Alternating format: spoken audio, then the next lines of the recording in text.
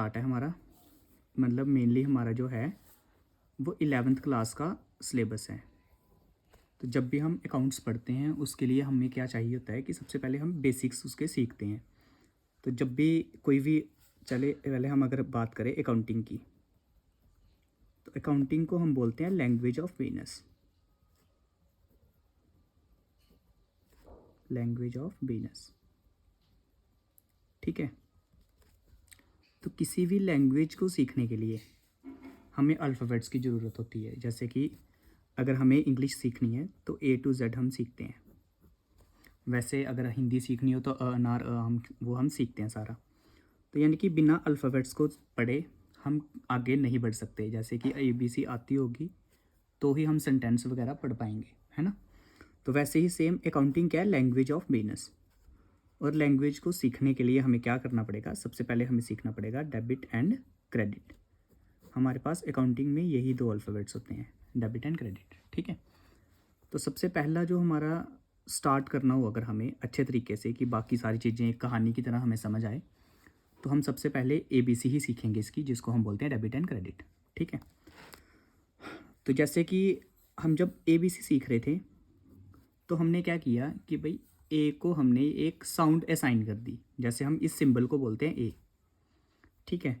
अगर जब लैंग्वेज बन रही थी तब अगर हम इस सिंबल को ए बोलते तो आज हम इसको बी ना बोल के ए बोल रहे होते, है ना। सेम इसी तरीके से क्या होगा कि हमने डेबिट एंड क्रेडिट तो लिख दिए, अब डेबिट एंड क्रेडिट का अभी तक कोई मतलब नहीं है। यानी कि अगर हमें कोई पूछे ना कि डेबिट का क्या मतलब है तो हमें पता है कोई मतलब नहीं है। क्रेडिट का क्या मतलब है, हम बोलेंगे कोई मतलब नहीं पता है, कोई इसका मतलब नहीं है। हम इनको रूल असाइन करेंगे और रूल्स के हिसाब से हम इनको मतलब देंगे।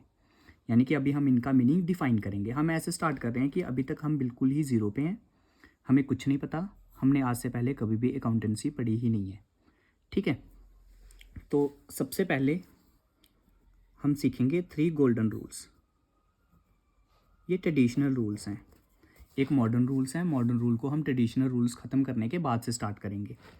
अकाउंट्स पढ़ने का तरीका यही है कि हम पहले यही सीखें डेबिट एंड क्रेडिट, उसके बाद से हम धीरे धीरे चीज़ों को सीखेंगे। सारा का सारा सिलेबस आराम से हमें समझ आएगा, ठीक है। तो सबसे पहले हमने क्या किया, 3 गोल्डन रूल्स को स्टार्ट किया हमने। तो हम ऐसे समझते हैं कि हमने एक बिजनेस स्टार्ट करना है। अगर हमें एक बिजनेस स्टार्ट करना है तो सबसे पहले हमें क्या चाहिए, तो सबसे पहले हमें चाहिए चीज़ें। किसी भी बिजनेस को स्टार्ट करने के लिए हमें चीज़ें चाहिए। आप ऐसे मान के चलो कि आपको एक दुकान स्टार्ट करनी है, तो सबसे पहले आपको दुकान चाहिए, वहाँ पे ज़मीन चाहिए, उस पर आप दुकान बनाओगे, फिर उसमें सामान लेके आओगे, उसके बाद से ही आपका काम चलेगा। अगर आपको कोई फैक्ट्री खड़ी करनी है तो सबसे पहले फैक्ट्री लगेगी, उसके अंदर सामान लगेगा, सामान लगने के बाद से लोग आएंगे, ठीक है। तो सबसे पहले हमें चाहिए चीज़ें, और चीज़ों को हम बोलते हैं रियल। यहाँ पे चीज़ें किससे हैं, हमारा सबसे पहला आ गया रियल अकाउंट। और ये किससे रिलेटेड होगा, ये होगा रिलेटेड टू थिंग्स। और थिंग्स क्या होती हैं, चीज़ें। हमारे पास 2 टाइप की थिंग्स होती हैं, एक होते हैं टेंजिबल और एक होता है इनटेंजिबल्स। टेंजिबल्स क्या होती हैं, which can touch and seen, touch and seen. जैसे हम बोलते हैं कोई भी चीज़, जैसे ये कॉपी है, हम इसको टच कर सकते हैं, सी कर सकते हैं, इसका मतलब ये टेंजिबल है, ठीक है। वैसे ये पेन मेरे पास है, इसको हम टच कर सकते हैं, सी कर सकते हैं, ये भी टेंजिबल है। तो किसी भी चीज़ को अगर हम टच कर सकते हैं, सी कर सकते हैं, हम उसको टेंजिबल बोलते हैं, ठीक है। इसी के साथ हमारे पास आता है इनटेंजिबल्स। इनटेंजिबल्स होते हैं इसका ऑपोजिट, यानी कि can not be touched and seen, यानी कि जिसको हम टच और सी नहीं कर सकते भाई, उसको हम इनटेंजिबल्स बोलते हैं। अब इनटेंजिबल्स में क्या होता है, अगर हम जनरल टर्म में सीखें तो जैसे हमारे पास फीलिंग्स होती हैं, ठीक है, लव हो गया, इमोशंस हो गए, ये सारे इनटेंजिबल्स हैं।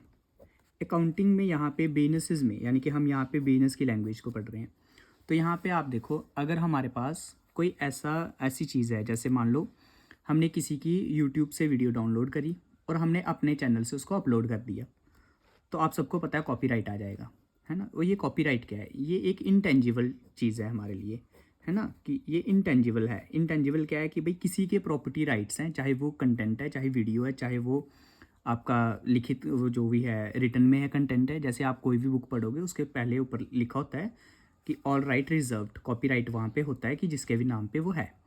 ठीक है, तो कॉपीराइट हो गया, वो इंटेंजिबल है। जैसे फ्रेंचाइजी आपने सुना होगा, जैसे आपने पेटेंट सुना होगा प्रोडक्शन राइट्स के लिए, है ना। तो ये सारी चीज़ें यानी कि जो हमारे इंटेंजिबल एसेट्स को प्रोटेक्ट करती है, हम आगे जाके पढ़ेंगे इसको और एलेबोरेट करेंगे। ठीक है, तो फिलहाल के लिए हम इतना मान के चलते हैं कि जिन चीज़ों को हम टच नहीं कर सकते, सी नहीं कर सकते, उनको हम इंटेंजिबल्स बोलते हैं। ठीक है, जैसे आप कोई भी अगर एप्पल का आपके पास मोबाइल है तो आप एप्पल के लोगों को यूज़ नहीं कर सकते, यानी कि कोई भी ऐसा आदमी नहीं खड़ा हो सकता कि हाँ भी मैं एप्पल का लोगो यूज़ करके अपनी कंपनी बनाऊंगा, तो ये एप्पल कंपनी उस पर केस कर देगी, क्योंकि उनका ब्रांड ने उसका एक किस्म से लोगो है वो, है ना, उनका वो एक किस्म से हम बोल सकते हैं कि उसकी पहचान है वो, है ना। तो इसको जो चीज़ हमें वो रिस्ट्रिक्ट करती है वही इंटेंजिबल एसेट है एप्पल कंपनी के लिए। ठीक है, अब इसके आगे हम बढ़ते हैं कि हमने इनको रूल असाइन करने हैं। तो रियल अकाउंट में क्या होगा हमारे पास, हमने जैसे डेबिट और क्रेडिट ही यूज़ करना है, तो हम यहाँ पे याद करेंगे इसको, debit what comes in and credit what goes out. ये पहला गोल्डन रूल है हमारा। और इसको सीखने से पहले हमें ना एक चीज़ और सीखनी पड़ेगी कि एक हमारे पास ना जनरल एक्सेप्टेड अकाउंटिंग प्रिंसिपल्स होते हैं, मैं रिलेट करके बताऊंगा, बाद में हम उसको एक एक करके पढ़ेंगे। ठीक है, यहाँ पे होता है legal entity concept, separate legal entity concept भी बोलते हैं, लीगल एंटिटी कंसेप्ट भी बोलते हैं, और एंटिटी कंसेप्ट भी बोलते हैं इसको। ठीक है, सेपरेट लीगल एंटिटी कंसेप्ट। ठीक है, इसको आप कंप्लीट बोलें तो सेपरेट लीगल एंटिटी कंसेप्ट बोलते हैं, कहीं कहीं लीगल एंटिटी कंसेप्ट लिखा होगा, कहीं पे सिर्फ एंटिटी कंसेप्ट भी लिखा होगा, तो मतलब एक ही है, मतलब यही है। ठीक है, ये हमें क्या बोलता है, ये बोलता है कि ओनर एंड बिजनेस ये दोनों अलग अलग एंटिटीज़ हैं, यानी कि ओनर को हम अलग मानेंगे और बिजनेसेस को हम अलग मानेंगे। ठीक है, और जो हमारा पॉइंट ऑफ व्यू है, देखो हम अपने घरों में तो अकाउंटेंट रखते नहीं हैं, क्योंकि जो अकाउंटिंग करेगा ना वो कौन करेगा, अकाउंटेंट करेगा। ठीक है, तो हम घर में तो अपने अकाउंटेंट रखते नहीं हैं। ठीक है, अकाउंटेंट जब भी होगा वो बिजनेस का होगा, तो यानी कि जितनी भी हम अकाउंटिंग करेंगे वो बिजनेस के पॉइंट ऑफ व्यू से होगी।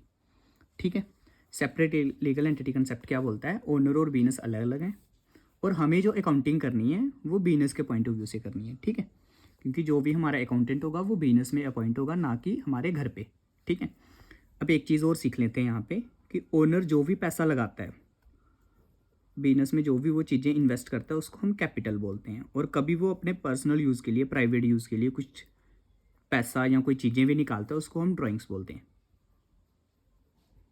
ठीक है, इसको हम और भी क्लियर करेंगे, फिलहाल के लिए बेस बनाने के लिए हम इतना सा कर लेते हैं। ठीक है, अब हमने यहाँ पे क्या सीखा कि सेपरेट लीगल एंटिटी कंसेप्ट क्या बोलता है, ओनर और बिजनेस अलग अलग हैं, हमें अकाउंटिंग बिजनेस के पॉइंट ऑफ व्यू से करनी है, ओनर ने जो पैसा लगाया उसको हम कैपिटल बोलेंगे, और जो निकाला है उसको हम ड्राइंग्स बोलेंगे। ठीक है, अब आ जाते हैं हम इस पे। तो फर्स्ट गोल्डन रूल क्या है, डेबिट व्हाट कम्स इन, यानी कि जो भी चीज़ें बिजनेस में आएंगी, जो भी चीज़ें बिजनेस में आएंगी उसको हमने डेबिट करना है, और जो भी चीज़ें बिजनेस से बाहर जाएंगी उसको हमने क्रेडिट करना है, सिंपल। ठीक है, अब हम इसकी एग्जांपल लेते हैं। एग्जांपल क्या लेंगे हम कि मान लो हमने एक मशीन खरीदी है, मशीनरी परचेज्ड फॉर कैश। अब हमने 1 लाख की एक मशीन खरीदी है। ठीक है, तो यहाँ पे हमारे पास मशीन आई और कैश गया, तो हमारा गोल्डन रूल क्या बोलता है, फर्स्ट वाला, कि डेबिट व्हाट कम्स इन, यानी कि जो चीज़ आई है उसको डेबिट करो और जो चीज़ गई है उसको क्रेडिट करो। यहाँ पे हमारे पास आया क्या है, मशीन, और गया क्या है, कैश। तो हम इसको फॉर्मेट में लिखते हैं, फिलहाल के लिए मैं रफ में लिख रहा हूँ कि मशीनरी हमारे पास आई है तो मशीनरी को हम डेबिट करेंगे, मशीनरी अकाउंट डेबिट, ये लिखने का तरीका होता है। ठीक है, और फिर इसको थोड़ा सा स्पेस छोड़ के यहाँ पे हम लिखेंगे टू, गया क्या हमसे, कैश, कैश अकाउंट, यानी कि हमने जो मशीनरी अकाउंट को डेबिट कर दिया, और जो टू वाला होता है हम क्रेडिट वाले के साथ टू लगाते हैं। ठीक है, टू कैश अकाउंट, यानी कि मशीन आई और कैश गया। ठीक है, तो कितने की मशीन आई हमारे पास, जैसे यहाँ पे मशीन हमने 1 लाख की खरीदी है, तो हम 1 लाख की मशीन खरीदी है, पैसे कितने देंगे हम? 1 लाख की मशीन खरीदेंगे तो नेचुरल सी बात है कि हम 1 लाख रुपया ही देंगे इसको, ठीक है। तो यहाँ पे हमारे पास सेकंड हमारा कंसेप्ट आता है, जो कि हम अकाउंटिंग पढ़ रहे हैं, इसको बोलते हैं double entry book keeping system. Double entry book keeping system, ये हमें क्या बोलता है? बोलता है double entry book keeping system, यानी कि एक डेबिट किया एक क्रेडिट किया, और ये हमें बोलता है debit always equal to credit. यानी कि ज़िंदगी में, दुनिया में कुछ भी फ्री का नहीं है। अगर हमने कुछ दिया है उसके बदले में हमें कुछ मिलेगा। अगर हमने कुछ भी मतलब लेन देन होगा तो वो हमेशा इक्वल रहेगा, यानी कि debit always equal to credit रहेगा। जैसे कि अब हमने मशीन खरीदी थी, तो मशीन हमने 1 लाख की खरीदी, तो हम उसको 1 लाख रुपया ही दे रहे हैं। ऐसा नहीं होगा कभी भी कि हमने 1 लाख की मशीन खरीदी और हम उसको 1 लाख 10 हज़ार दे के आ जाएं। कोई भी अपनी जेब से एक्स्ट्रा पैसे नहीं देगा। इवन कि ये होता है कि अगर हमें लगता है ना कि हम फ्री का कुछ ले रहे हैं, तो वहाँ पे भी हम अपना टाइम वेस्ट कर रहे होते हैं, यानी कि फ्री का कुछ भी नहीं होता। अकाउंटिंग हमें यही सिखाती है, कॉमर्स में हम सबसे पहले यही सीखते हैं कि फ्री का कुछ नहीं है, यानी कि बदले में हम कुछ ना कुछ दे रहे हैं, ठीक है। इसके बाद से एक हम यहाँ पे लिखते हैं, नरेशंस लिखते हैं। तो नरेशंस में हम क्या लिखते हैं? बीइंग या फॉर करके लिखते हैं। अब यहाँ पे जो भी चीज़ें हुई हैं वो अपने वर्ड्स में हमने डिफाइन करनी होती है, जैसे मशीनरी परचेज्ड फॉर कैश, ठीक है, purchased for cash. JK boss में बीइंग लगा के लिखते हैं या फॉर लगा के लिखते हैं। सीबीएसई ने तो रिमूव कर दिया हुआ है, सीबीएसई बोलता है सीधे आप लिखो, ठीक है। तो इसको आप बस पता होना चाहिए, इस चीज़ को हम नरेशन बोलते हैं, ठीक है। इसको हम नरेशन बोलते हैं। डेबिट वाले को हम ऐसे लिखते हैं, क्रेडिट वाले को हम इस तरीके से लिखते हैं, टू करके, ठीक है। तो ये हमारा फर्स्ट गोल्डन रूल हो गया कंप्लीट, ठीक है। यहाँ पे हमने क्या सीखा, एक क्विक रिवीजन दे देता हूँ मैं। कि हमने सीखा कि अकाउंटिंग क्या है, लैंग्वेज ऑफ बिजनेस है, ठीक है। यहाँ पे अल्फ़ाबेट्स हमारे पास क्या है, डेबिट एंड क्रेडिट। सबसे पहले हमारे पास 3 गोल्डन रूल्स हैं, उसमें पहला रूल है रियल अकाउंट। रियल अकाउंट है रिलेटेड टू थिंग्स। थिंग्स हमारे पास 2 चीज़ें की है, टेंजिबल्स एंड इनटेंजिबल्स। टेंजिबल्स में क्या है, which can touch and seen. Intangibles में can not be touch and seen, ठीक है। यहाँ पे रूल क्या था, debit word comes in, credit word goes out. इससे पहले हमने पॉइंट ऑफ व्यू क्लियर किया। पॉइंट ऑफ व्यू क्लियर करने के लिए हमने देखा कि भाई हमारे पास एक कंसेप्ट हमारा यूज़ होगा, सेपरेट लीगल एंटिटी कंसेप्ट, जो हमें बोलता है ओनर और बिजनेस अलग अलग हैं और हमें अकाउंटिंग करनी है बिजनेस के पॉइंट ऑफ व्यू से। और एक चीज़ और सीखी हमने कि ओनर जो पैसा लगाता है, इन्वेस्ट करता है, उसको हम कैपिटल बोलते हैं, और जो विड्रॉ करता है उसको हम ड्राइंग्स बोलते हैं, ठीक है। फिर हम यहाँ पे वापस आए थे कि डेबिट वर्ड कम्स इन, यानी कि बिजनेस में जो चीज़ें आएंगी उसको डेबिट करना है, और जो चीज़ें बिजनेस से बाहर जाएंगी उसको क्रेडिट करना है। एग्जाम्पल ली थी मशीनरी परचेज फॉर कैश। अगर हमने मशीन खरीदी है, मशीन आई, कैश गया, जो चीज़ आई है उसको डेबिट करो, जो चीज़ गई है उसको क्रेडिट करो। लिखने का तरीका ये है, बाद में हम इसको फॉर्मेट में भी लिखेंगे, ठीक है।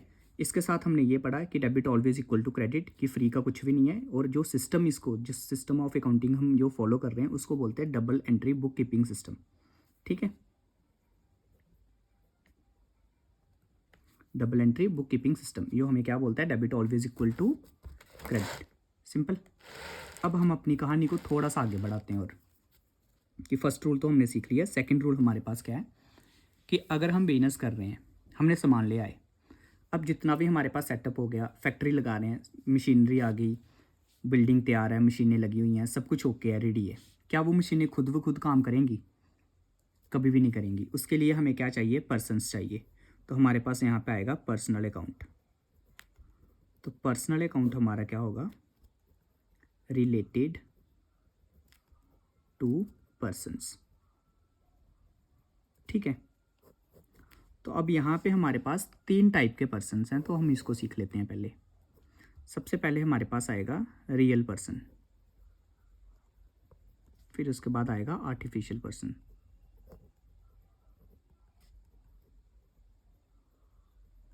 इसके बाद से हमारे पास आएगा रिप्रेजेंटेटिव पर्सन,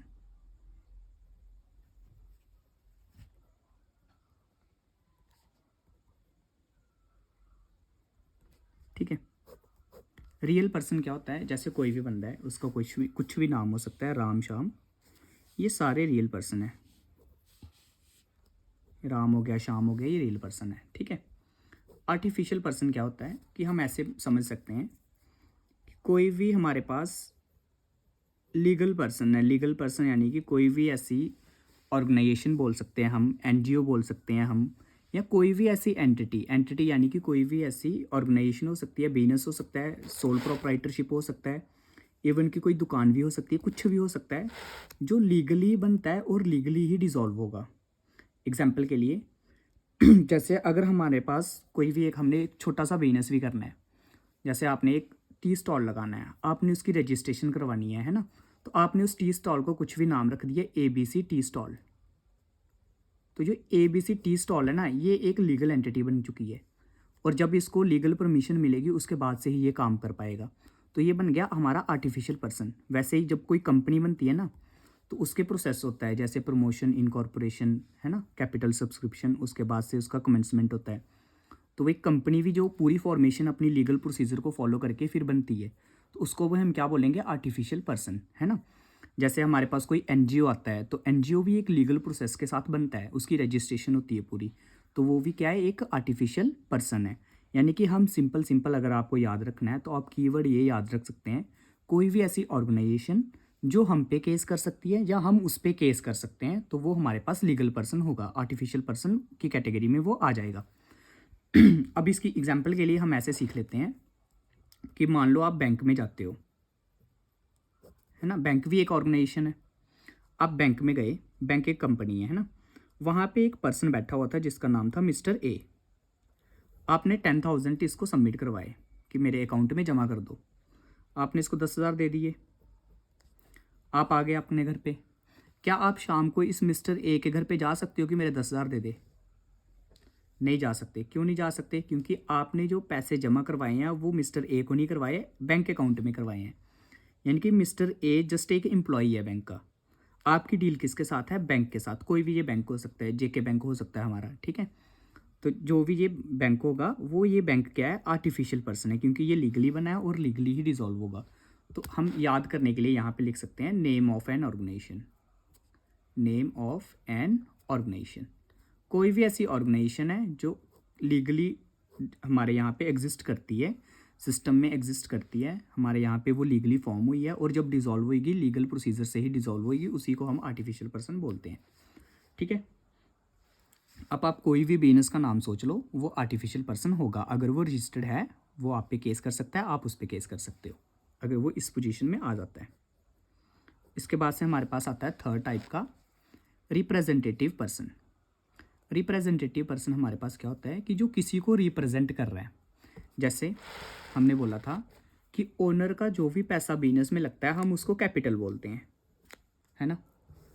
और अगर कोई भी ओनर बिजनेस पैसा निकालता है उसको हम ड्राइंग्स बोलते हैं, है ना। अगर मान लो ओनर का नाम मिस्टर ए है, तो अगर हम बोलेंगे मिस्टर ए क्या कितना कैपिटल इन्वेस्टेड है, तो अगर इसने 1 लाख लगाया हुआ है तो हम बोलेंगे कि भी इसका कैपिटल 1 लाख है ना।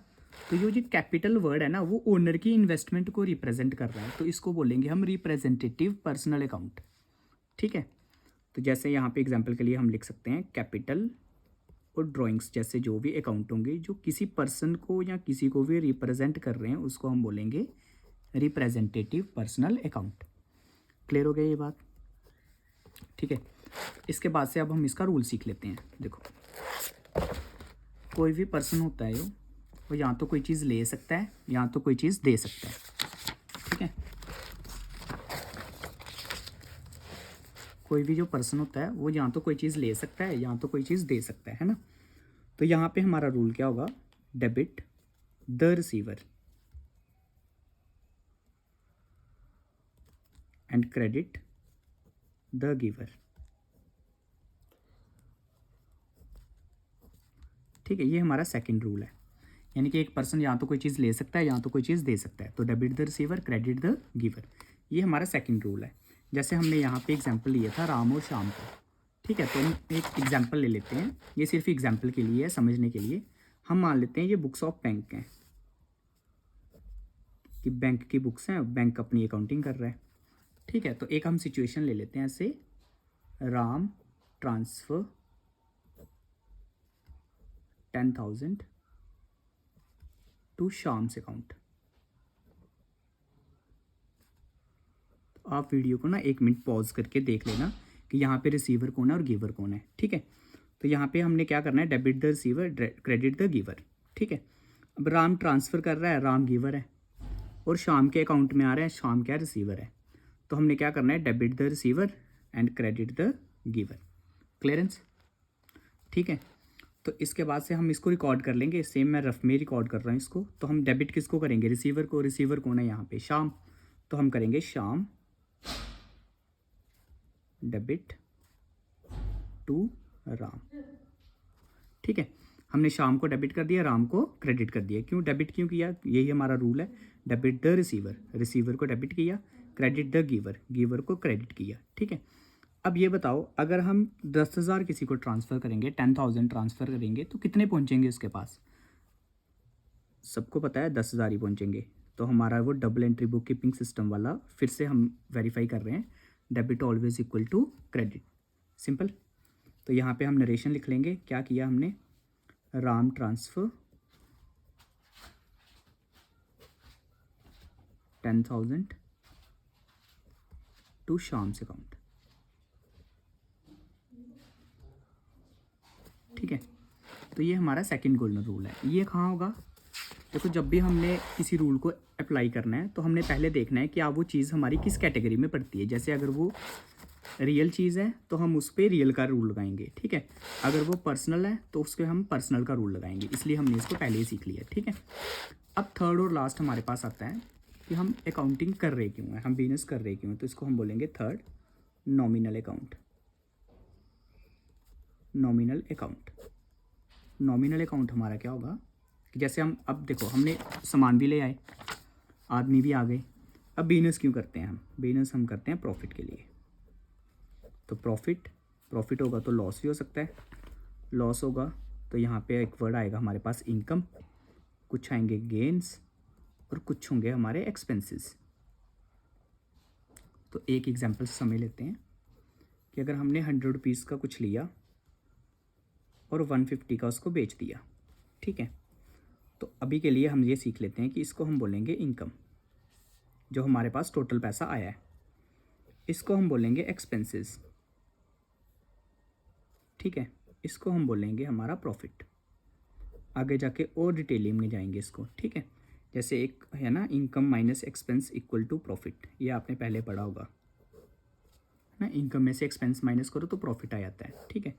तो यहाँ से हमारे पास प्रॉफिट वाला समझ आ गया, लॉस वाला अभी समझ लेते हैं। अगर हम यही चीज़ 100 की खरीदते, 90 का सोल्ड करते तो 10 रुपीज़ हमारे पास क्या होता, लॉस, ठीक है। तो लॉस भी समझ आ गया, इनकम हमें समझ आ गया थोड़ा थोड़ा, है ना। गेन्स क्या होते हैं ये सीख लेते हैं, एक्सपेंसेस क्या होते हैं, खर्चे। देखो हमने 100 रुपीज़ का कोई सामान खरीदा और हमने उसको 150 का सोल्ड किया। जब हमने 150 का सोल्ड किया तो ये 100 हमारे पास वापस आ गए, है ना।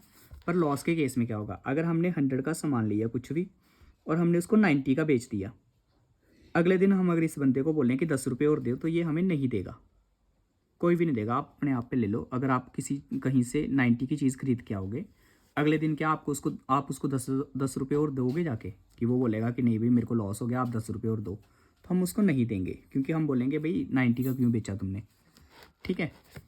ये बात समझ आ गई। तो लॉस सबको क्लियर ही होता है वैसे। अब गेन की बात करते हैं, ठीक है।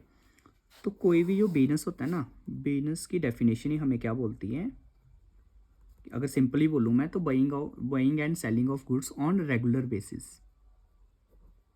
Regular basis. तो जो काम हम रेगुलर बेसिस पे करते हैं ना, उसको हम बोलते हैं कि ये हमारा बिजनेस है। जैसे मान लो अगर आप कभी लाइफ में, अभी अप्रैल मंथ आएगा तो एडमिशन्स ओपन होंगी। अगर आप एक बार कहीं गए स्कूल के बाहर और आपने बुक्स सोल्ड कर दी, ना लाइफ में इससे पहले सोल्ड करी, ना लाइफ में इससे बाद करोगे सोल्ड, तो क्या कोई बोलेगा कि आप बुक्स का बिजनेस करते हो, कोई भी नहीं बोलेगा, क्योंकि आपका ये बुक्स का बिजनेस है ही नहीं। अगर आप रेगुलरली बेचते हो, आपका काम ही बुक्स में है, तो हम बोल सकते हैं कि लड़का बुक स्टोर का काम कर रहा है, वो बुक स्टोर का इसका बिजनेस है, ठीक है, या बुक्स का अपना बिजनेस है, ठीक है। तो यानी कि रेगुलर बेसिस पे है तो ही हम उसको क्या बोलेंगे, अपना बिजनेस कर रहा है, ठीक है। तो जब भी हमारा कुछ भी, कोई भी हमें अगर फ़ायदा होता है, रेगुलर बेसिस पे कोई काम करते हैं, हम बिजनेस करते हैं, उससे अगर फ़ायदा होता है उसको हम बोलते हैं प्रॉफिट। और कभी कभार होने वाले प्रॉफिट को हम बोलते हैं गेन। जैसे एग्जाम्पल के लिए, अगर किसी का बुक स्टोर ही है, ठीक है, और उसके पास ओल्ड न्यूज़पेपर हैं, ठीक है, पूरे साल के इकट्ठे हो गए, उसने ये सोल्ड कर दिए, तो इसका क्या, न्यूज़पेपर, उस पुराने न्यूज़पेपर बेचने का बिजनेस तो इसका है नहीं, तो ये हम गेन की कैटेगरी में इसको बोल सकते हैं, क्योंकि ये कभी कभार होने वाली इनकम है। ओकेजनल इनकम को हम बोलेंगे गेन। और जिन चीज़ों में हम रेगुलरली डील करते हैं उसको हम बोलते हैं गुड्स। जैसे अगर किसी का फर्नीचर का शॉप है तो उसके लिए गुड्स क्या होंगे, फर्नीचर। अगर किसी का मोबाइल का शॉप है उसके लिए गुड्स क्या होंगे, मोबाइल्स। और गुड्स को खरीदते हैं, जब हम गुड्स परचेज करते हैं यानी कि खरीदेंगे, तो उसको हम बोलते हैं परचेज। उसके लिए हम एक अकाउंट ओपन करेंगे, परचेज अकाउंट। ये गुड्स के अकाउंट है, ये भी सीख लेते हैं साथ में। और अगर हम गुड्स को बेचते हैं उसको हम बोलते हैं सेल्स अकाउंट। और कभी कभी खरीदा हुआ सामान हमारा जो होता है, हमने खरीदा है, वो हमारे हिसाब से नहीं आया तो हम उसको वापस कर देंगे, उसको बोलते हैं परचेज रिटर्न। ठीक है, इसका एक और नाम है रिटर्न आउटवर्ड्स। आउटवर्ड्स का मतलब बाहर जाना, ठीक है, ऐसे भी याद कर सकते हैं। सेल्स का उल्टा क्या होगा, सेल्स रिटर्न। और इसका दूसरा नाम क्या है, रिटर्न इनवर्ड्स, यानी कि बेचा था वापस आ रहा है अंदर की तरफ। ठीक है, ये हो गया क्लियर हमारा गुड्स। तो हम ये भी बोल सकते हैं गुड्स के अलावा अगर किसी और सोर्स से हमारे पास अगर इनकम आ जाती है, कोई पैसा आ जाता है, कोई प्रॉफिट आ जाता है, तो हम उसको गेन बोल सकते हैं। ठीक है, गेन क्लियर। ठीक है, अब इसका हम एक एग्जांपल ले लेते हैं। जैसे मान लो हमने रेंट पे किया, ठीक है, पहले रूल लिख लेते हैं इसका। इसका रूल हमारा क्या है, debit all expenses and losses and credit all incomes and gains। ठीक है, प्रॉफिट इसी में इंक्लूडेड रहेगा हमारा। Debit all expenses and losses, credit all incomes and gains, ये हमारा थर्ड गोल्डन रूल है। ठीक है, अब जैसे हम एक एग्जांपल लेते हैं, रेंट वाली लेते हैं। रेंट पेड, हमने रेंट पे किया 1000। ठीक है, अब जब भी हम रेंट पे करेंगे तो हमारे जेब से क्या जाएगा, कैश जाएगा। कैश पे तो रियल का रूल लगेगा, और रेंट हमने पे किया है, रेंट हमारे लिए क्या है, खर्चा है, एक्सपेंस है, और एक्सपेंस को हम करते हैं डेबिट। तो हमारी यहाँ पे जर्नल एंट्री क्या बनेगी, रेंट अकाउंट डेबिट। ठीक है, रेंट को हमने डेबिट क्यों किया, क्योंकि हमारा खर्चा है। टू, अब कैश गया हमारी जेब से, क्योंकि जब भी हम रेंट पे करेंगे तो कैश पे करना पड़ेगा, यहाँ बैंक अकाउंट से देंगे उसको, टू कैश कर दिया हमने। ठीक है, कैश गया, कैश पे रियल का रूल लगा। रियल का रूल क्या बोलता है, क्रेडिट व्हाट गोज आउट। पैसा गया, हमने पैसे को क्रेडिट कर दिया। रेंट हमारे लिए एक्सपेंस था, रेंट को हमने डेबिट कर दिया। पैसा गया कितना, 1000 रुपया, जितना रेंट था उतना ही देंगे। नरेशन लिख लेंगे, रेंट पेड ₹10,000 1000। और debit always equal to credit, क्योंकि 1000 रुपया रेंट है तो 1000 ही देंगे। क्लियर है। ठीक है, तो यहाँ पे हमारे 3 गोल्डन रूल्स होते हैं कंप्लीट। सबसे पहला था रियल, पर्सनल एंड नॉमिनल। ठीक है, हम इसकी एक और एग्जांपल ले लेते हैं। इससे पहले हम कुछ चीज़ें ऐसे लिख लेते हैं जो जनरली कैश में ही होती हैं। जैसे हम बात करें rent, commission, interest, dividend, salary, wages, extra कोई ऐसी चीज़ें होती हैं जो इस नेचर की होती हैं, वो अगर पेड होंगी या रिसीड होंगी तो ये कैश में होंगी हमेशा, या बैंक से भी हो सकती हैं, यानी कि नकद होंगी। जैसे एग्जांपल के लिए, अगर आप बहुत सारे आप में वर्किंग होंगे, तो अगर हम बोलें सैलरी आ गई भाई, तो क्या आया होगा हमारे पास, या तो हमें कैश मिला होगा या तो बैंक में पैसा आया होगा। तो यानी कि ये उधार पे नहीं होगी।